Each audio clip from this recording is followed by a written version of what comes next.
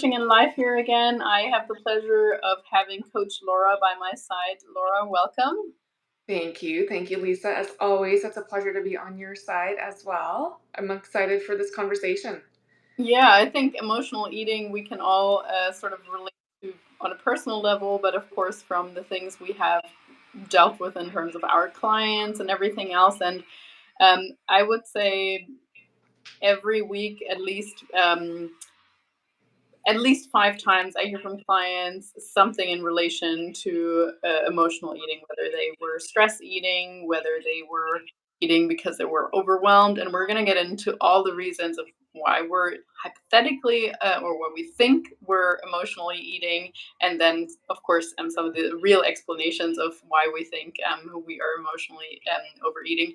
But yeah, maybe you Okay. wanna kick us off with sort of like a bit of a differentiation between, um giving into cravings and like being hungry and what emotional eating sets apart there. Yeah. Sometimes it does go hand in hand. And where does it start? Does it start on the emotional side or does it start on the craving side and vice versa? So emotional eating, it's not as simple as it sounds. Yes, we are in a little bit more of a heightened emotional state, and that doesn't have to be a negative emotion or an emotion that you know that doesn't feel comfortable in our body. It could also be those feel good emotions. It's the dopamine and the serotonin, they all kind of play a role. So when we say emotional eating, we say it a lot of the times when it ends up in a negative impact is when we have those negative feelings or we feel stressed, overwhelmed.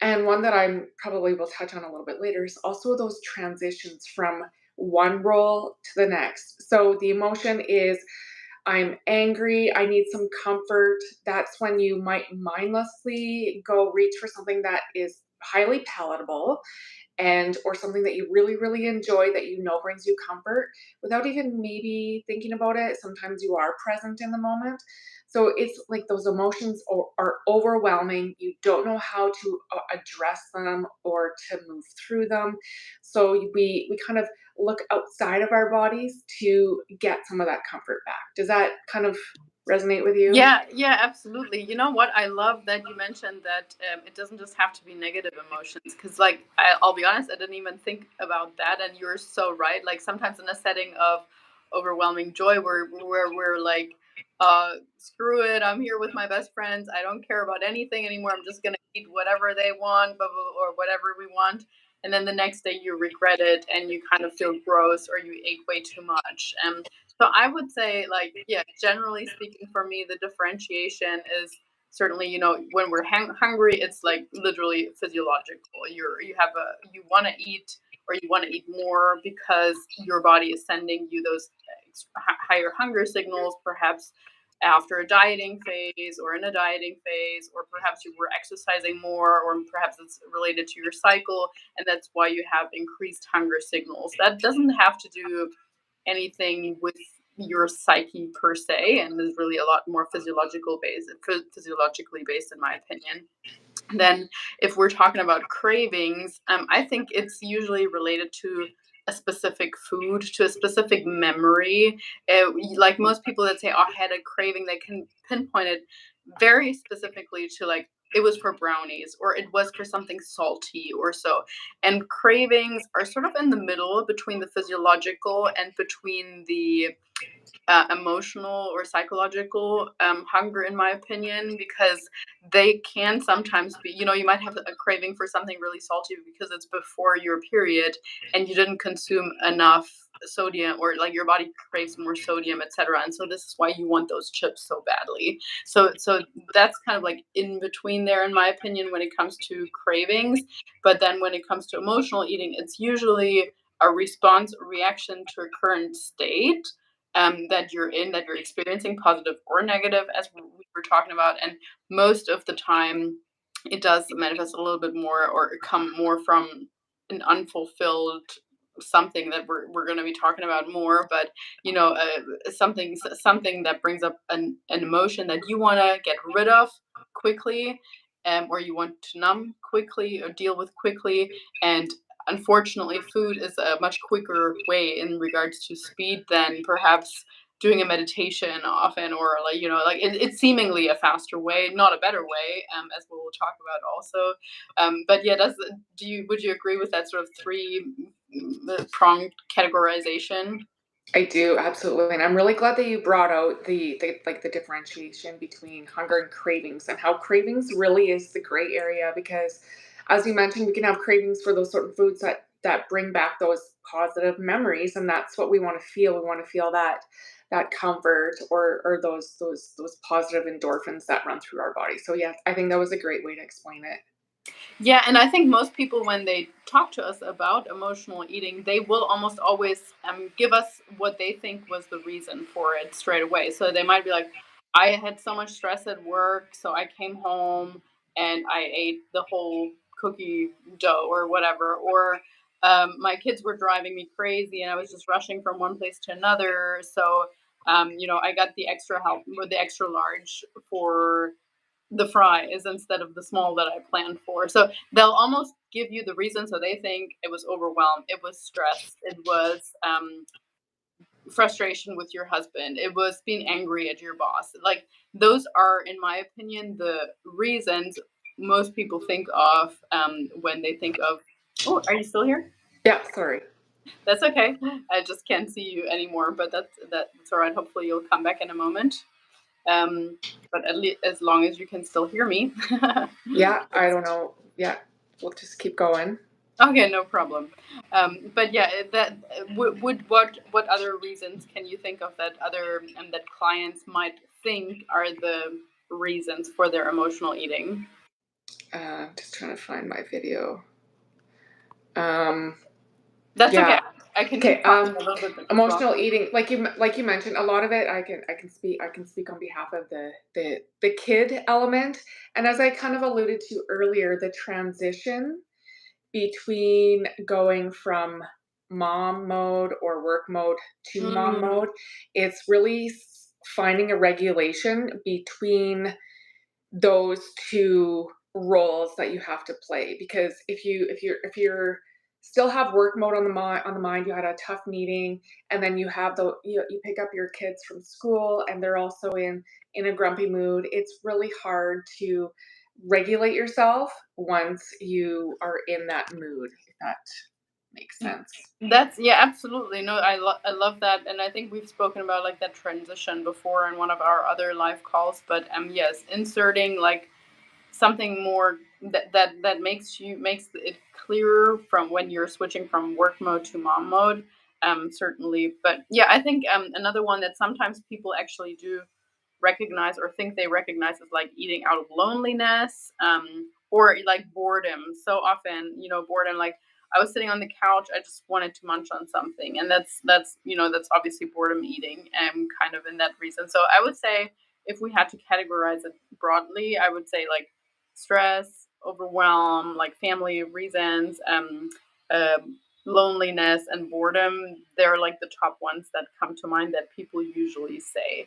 And I frame it that way, for all you listening, because the true reasons why we do engage in emotional eating are actually when we don't fulfill core needs that each and every one of us has. So, of course, many people are familiar with Maslow's hierarchy of needs in the sense of you need to have, shelter, food, all that sort of thing. And then most people even know like self actualization is somewhat at the top and so on. But I'm talking about other needs, and the five of them, and they have been, discussed in various ways by people like Tony Robbins, by Oprah, and so on.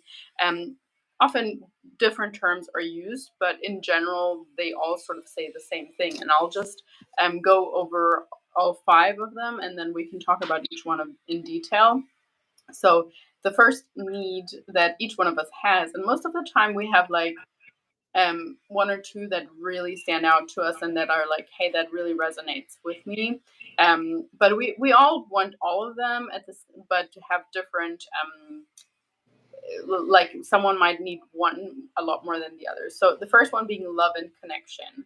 And you might be someone who loves being surrounded by your family, immersed by your family, but maybe they're really busy in that time, or your husband's not giving you the love that you want, or you might be someone who's absolutely fine with a little bit less contact, a bit more like me, who, 2, 3 social engagements per week, and you actually quite like your space, but nonetheless you have a need for love and connection. We're all social beings. The second main need that we all have is recognition, is feeling significant, like your existence actually matters. But then, yeah, so that's like, I'm here for a reason. And nowadays, we unfortunately often lack that. We feel like very replaceable. We don't feel seen, so to speak. Um, Especially if your family or the people immediately around you don't necessarily show it to you or know how to show you their appreciation on a regular basis. The third one sounds like, well, third and fourth sound a little bit contradictory. I'll get into it in a second. So the third one would be a need for spontaneity, for play, for variation, and I think, especially the play aspect, many adults don't prioritize nowadays. Like, we encourage kids to play when they're young, when they're, like you say, hey, go outside and just do nothing for a while. You can't just do school work all the time, or so. But we ourselves don't prioritize play or variation very much. So we're like very much in our routines, when all of us, to varying degrees, like a little bit of variation here and there. And then the fourth one, which seems contrary to that one, is consistency, is control, is autonomy, is the freedom to express yourself again as well. So that is, again, more. Some people are more control freaks, like perhaps I, or like recovering control freaks, I guess, where we're trying to loosen up a little bit more. But nonetheless, we all need somewhat of a certainty, at the same time as we need that variation. And then the last one being growth, contribution, and purpose. So once again, that sort of plays along with the second one of recognition, feeling significant, feeling what you're doing matters. But many people, if you ask them, hey, what's your purpose here? Or what do you do to feel like you're growing? Like, are you learning anything new? Are you investing in new courses? Are you learning an instrument, a language, or a new sport? Are you trying a new sport? We encourage that very much with kids, not so much with ourselves oftentimes. So, just to summarize it, first one was love and connection. Second one was recognition and significance. Third one, spontaneity and variation, and play. Fourth one being control, autonomy, and freedom to express yourself. And the fifth one, growth, contribution, and purpose. And the reason I'm laying them out like this is because, um, again, if we're engaging in emotional eating, it usually means one of those or multiple of those are not being fulfilled. And of course, we don't have all of them fulfilled at the same time. But I mean, we're craving for one of those and we're not fulfilling that need. Laura, any thoughts on those? If you can still hear me? Yeah, can you see me? No, unfortunately not. Oh, I don't know why, I've been That's okay. No problem. We'll just keep going. because I can see myself on the screen. Yeah, it's all Mm. good. Okay, so yeah, I'm really glad that you laid those out, and also how they can overlap. Like it could fluctuate from one day to the next. As Mhm. you mentioned, it all depends on your personality, especially for you and I. We're very home based. We're okay with alone time. However, we may not recognize that over time we may be lacking that connection, and that can manifest in other ways where we might be, in this instant.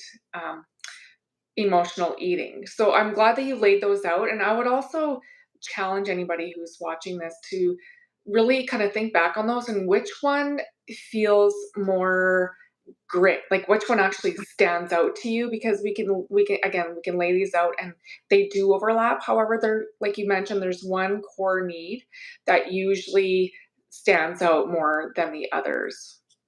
Agreed, absolutely. And yeah, I would actually like to walk through each one of them and how they might show up in the sense of eating. So, I mean, love and connection is this kind of obvious often. So you might be feeling lonely.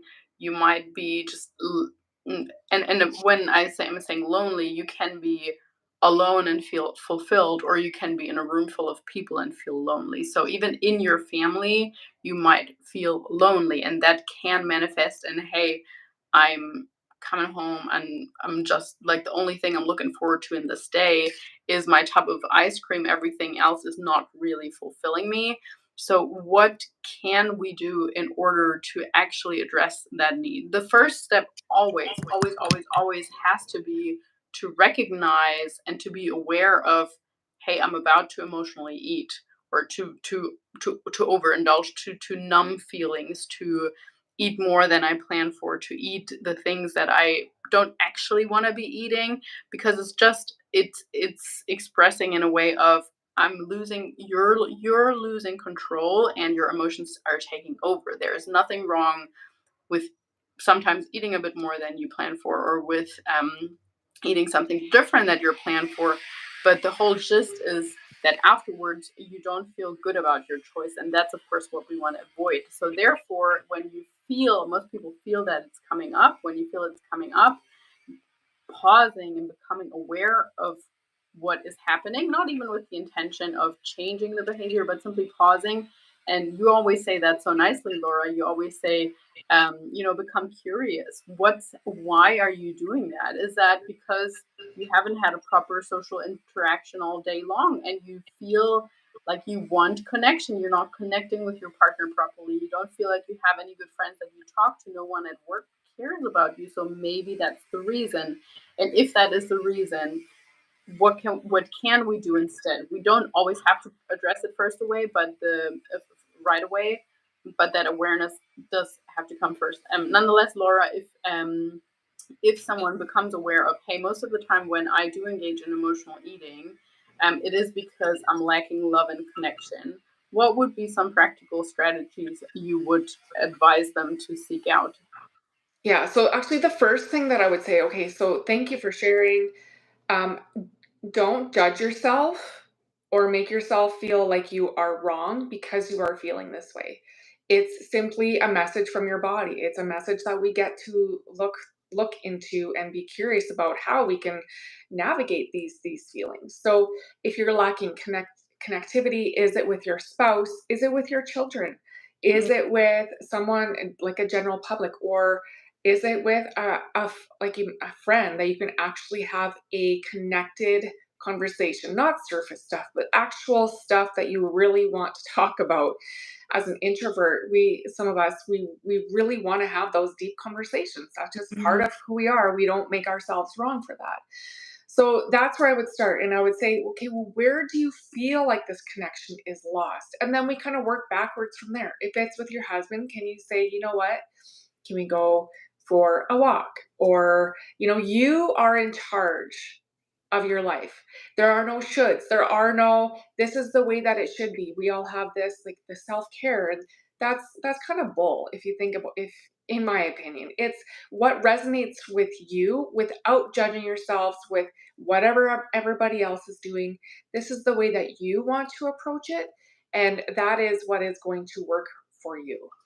I love it, absolutely. And yeah, I think you raised such good points in the sense of like, hey, sometimes it has to be intentional. You have to be intentional about creating that deep conversation, that deep connection, because we can't necessarily expect our partner to be ready to have a deep conversation if they're like in and out the door. So saying like, hey, on a regular basis, honey, can we, once the kids are in bed, can we just sit on the balcony, just you and I, and talk for 10 minutes? I know you want to watch your show, but I want to hear about your day. Or like finding like-minded people. Unfortunately, I heard this like shocking statistic, or it wasn't a statistic, but like they were saying that now in a few countries they're starting to be like not just health ministers or so in government positions, but they're also installing people that their title is loneliness ministers. And so I think that is so sad. Like at one point, of course, it's great that people are doing something about that, but in a world where we're hypothetically more connected than ever, we're also seeing more, they call it the loneliness epidemic, where people are just, they don't say they have any real friends, any deep friends that they could turn to, especially. yeah, well, like we hide behind our screens. That doesn't mean that we can't find really good soul tribe people virtually. Like for instance, you and Mhm. I, we connected virtually, and I feel like I have very deep connection to you, and like with the other coaches also. But yeah, nonetheless, it has to be intentional. Like for instance, you and I, even when we weren't working together, we had our regular biweekly phone calls. Without that, easily a couple of months go by and you don't talk to each other and you kind of lose touch. The last thing I want to say on this point is also that often you have to go first in terms of being a little bit vulnerable. So you can't always expect people to create to connect with deeply if you're not sharing anything about you. If you always just ask questions and they're giving you like crumbs here and there and you're like, oh, this was like, it didn't feel like they cared. Sometimes you need to go first. So start that connection. But I guess moving on to the second one, being recognition, being significance, and being just feeling seen. And so often that is something that people feel is lacking in their workplace when they're putting in so many hours, so much work, sacrificing so many things, and they're not getting the recognition for that. And oftentimes it might feel like you can't change anything about that. But yeah, then they come home and on even maybe even on the way home from work, they're already making bad choices when it comes to their food, or they come home and they no longer want the healthy meal that they plan for, and instead they're gravitating towards something that gives them more of that dopamine hit, or like pleasure feelings that they're looking for. Yeah, any thoughts or experiences with clients or yourself when it comes to that one? Yeah, so and this is a little bit of a not direct, but you come home, you have a meal planned, and then say your husband is in a foul mood and he wants to order in. And even though you have this lovely meal planned, it's ready and prepared, you want to please the situation. You don't want to feel more uncomfortable with having the conversation with a person who is currently in an unhappy state or a negative mood. So you alter your plans so that you are feeling more comfortable in the situation and eating, so that's a little bit of a different spin on the emotional side. You're avoiding the Mm. emotional conflict, so you are appeasing, you're pleasing someone else so that you don't have to feel that discomfort. That's such a good point. And yeah, especially, I mean, I think most people can relate to this sort of scenario where you might not want to eat the same, or your partner wants to eat something different, and you just, once again, as we have talked about numerous times, also like just becoming better at um, not being that people pleaser and standing up for yourself in Mhm. a kind way, in an understanding way. But yeah, in terms of tips for like how to seek out that recognition, that feeling of significance, so that you don't even have that desire to numb emotionally because you feel like it's something you don't have control over. I mean, it 100% depends on your work setting, or just in general. It doesn't necessarily always have to be um, work related. But for instance, if it's someone who you are close to and you're not feeling seen or recognized for all the work that you do by your partner, often it's about communication, saying like, hey, it would mean a lot to me if you could tell me on a more regular basis that you really appreciate that I keep the house tidy. I'm my one of my love languages is words of affirmation. Could you like, can you just make it a habit to tell me on a daily basis, thanks for cooking, thanks for taking care of us. And oftentimes, especially men, need to be told more directly.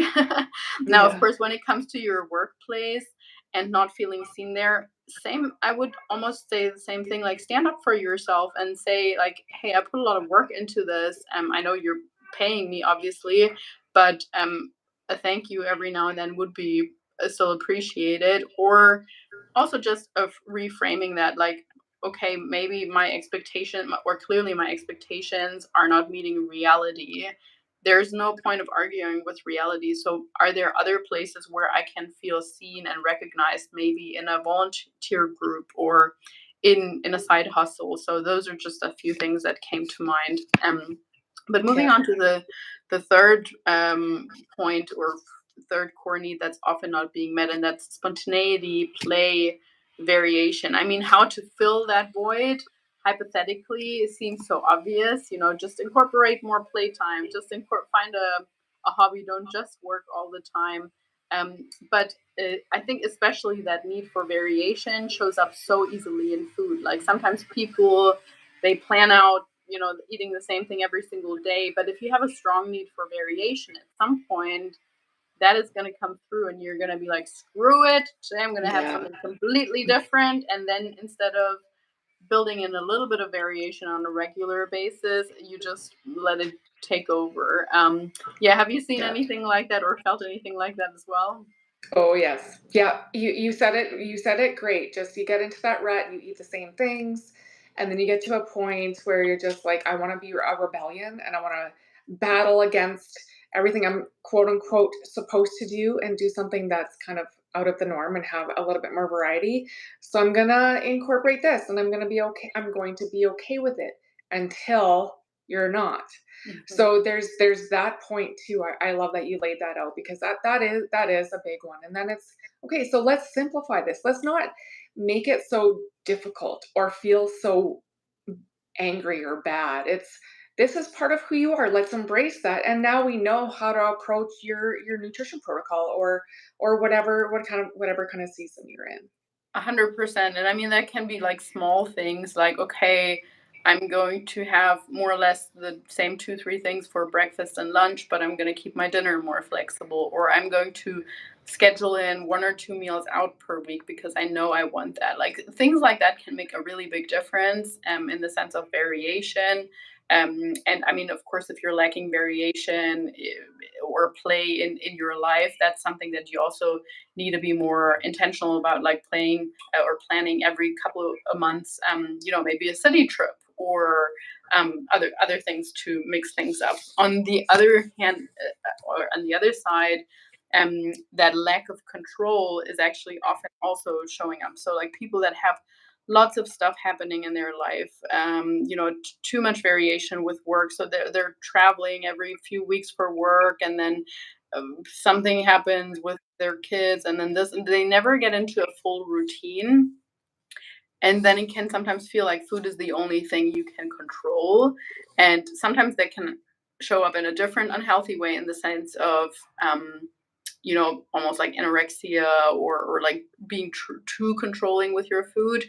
But other times it can also just be like, hey, this is the one thing I can control. Even with in nutrition coaching, I think we sometimes see that where then they rebel towards their nutrition coach. Like, you don't tell me what Mhm. to do. I'm not supposed to Yeah. eat 1600 calories. Today I'm gonna eat 2,600 because Yeah. I can. Yeah. Like it's very unconscious. Sometimes conscious too, but sometimes it just shows up that way. And just recognizing that we're like, okay, your life is just, you're craving that control, and yes, you want to feel autonomous. You want to feel like you're making that choice and not that your nutrition coach is just doing you what to do or what to eat all the time.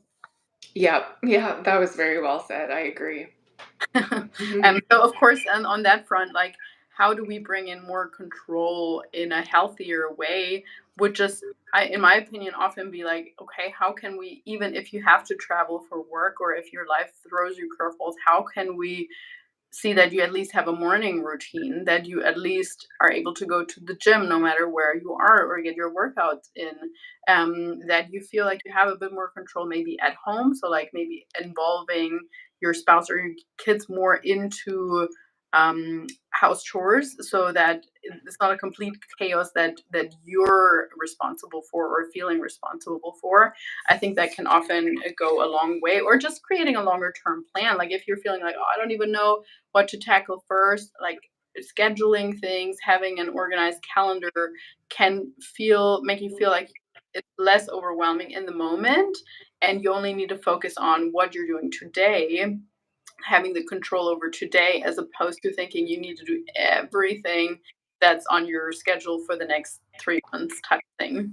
Yeah, I'm really glad that you said that. It is starting with where you know you can be successful and then starting to layer things on top of that so that it feels more manageable. And then you can also recognize the progress you've made and celebrate that progress. So Mm, I really like that you said that. And it's, you don't need to do everything at once. Let's do one thing at a time. And those compound over time.